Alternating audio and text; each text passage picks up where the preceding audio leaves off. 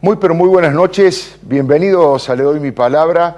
De arranque le cuento que ese graph que usted está viendo allí en pantalla, que dice el gobierno más corrupto, ejemplifica una parte importante de este programa. ¿Por qué? Porque hoy es el Día Internacional de la Lucha contra la Corrupción.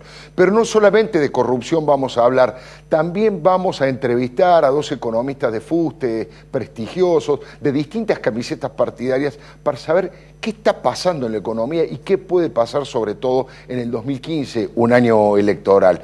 Y hablando de economía, José Antonio Díaz, nuestro economista de cabecera, nuestro columnista. Buenas noches, José Antonio, ¿cómo te va? Bueno, él dice fin de año para atrás. Él ha definido su columna económica como fin de año para atrás y qué es lo que está haciendo el gobierno absolutamente en forma errónea y que no termina de solucionar ninguno de los problemas y en muchos casos encuentra remedios, presuntos remedios que son peores que las enfermedades. Y Diego Leuco, buenas noches, Diego.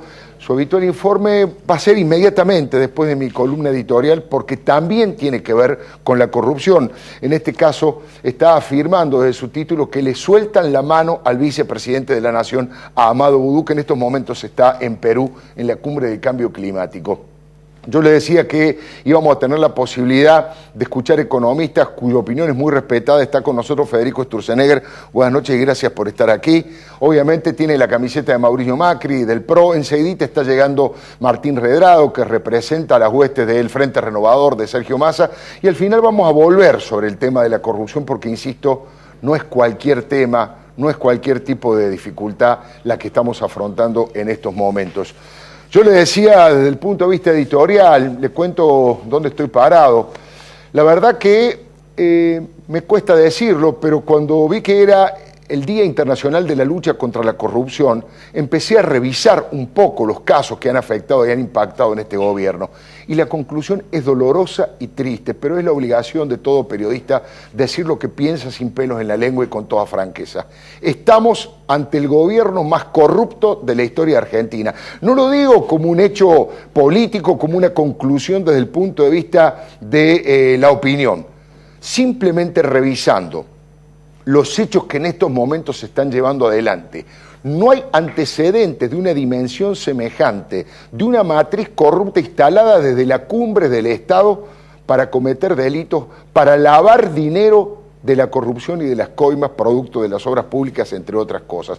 Fíjese, lo invito a que repasemos rápidamente, no tengo todo el programa para esto, pero algunos de los aspectos más importantes. ¿Usted tiene antecedentes de que la familia presidencial, que la presidenta en ejercicio, que su ex marido muerto y su hijo Máximo Kirchner estén investigados, insisto, por su relación y por su posible lavado de dinero producto de la corrupción, junto a la familia Báez, que además de ser, yo diría, no solo los testaferros, el ex vicegobernador de Néstor Kirchner ha dicho que Lázaro Báez no es un testaferro, es apenas un empleado de los Kirchner, y además ha sido uno de los principales beneficiarios de la obra pública de este gobierno. Si uno empieza a revisar las cosas que han pasado, los números que nos cierran, las propias declaraciones juradas que no coinciden entre sí, esos 14 millones de pesos de pago de alquileres de Báez al hotel de la Presidenta de la Nación sobre habitaciones que no se utilizaron. Si uno empieza a revisar absolutamente toda la gama de triquiñuelas, de truchadas, de barbaridades que se han hecho, estoy pensando en los 7 pesos con 50 el metro cuadrado a la hora de comprar a precio IL el terreno en el Calafate. Estoy pensando, y ahora vamos a hablar enseguidita con Martín Redrado, de esos $2 millones que Néstor Kirchner compró cuando Martín Redrado era presidente del Banco Central, con información calificada.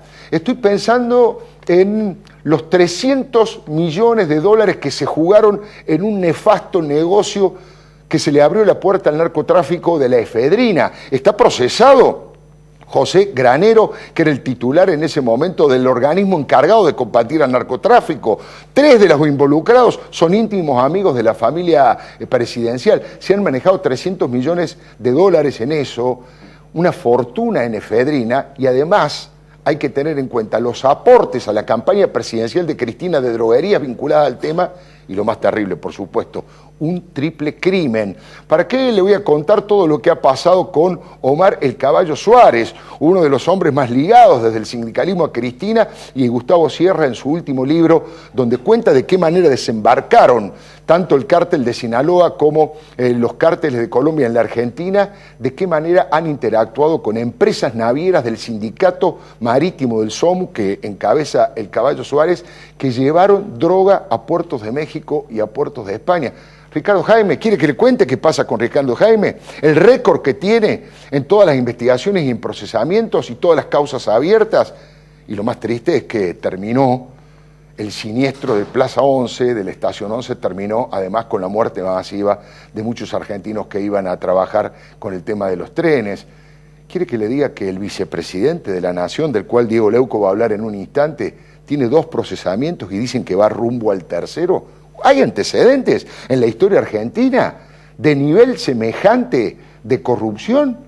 Y mire que el vicepresidente de la Nación, estamos hablando no solamente del intento de apropiarse de una empresa como Chicone, estamos hablando de un plan de viviendas que en el Partido de la Costa no terminó de construirse, pese a que el Ministerio de Julio Devido puso toda la plata. Estamos hablando de un robo de 7.200.000 pesos al pueblo pobre de Formosa, con una operación que hicieron para presuntamente asesorar al gobierno feudal de Gilles Luinfranc en la refinanciación de la deuda entre la provincia y una nación. Eso solo ya es delito.